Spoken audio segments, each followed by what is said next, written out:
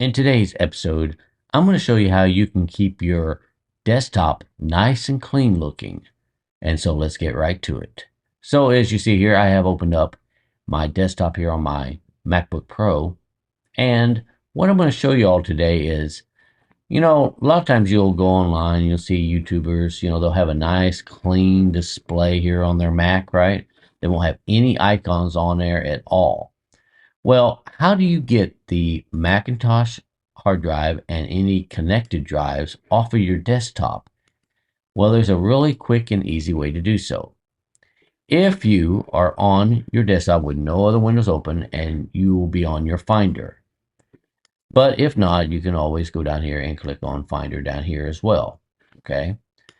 Once you go up here to Finder's menu and go on down to Settings, you can uncheck your drives and everything else you don't want on here on your desktop. Now, this only matters for hard drive, external disks, and CDs. Now, if you have like a document saved on your desktop, you'll have to move it somewhere else if you want it cleared.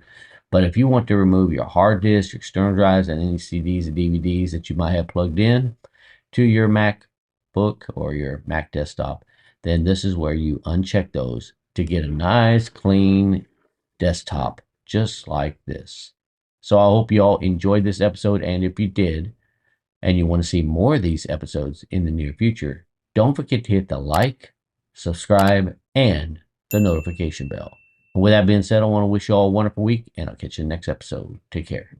Bye.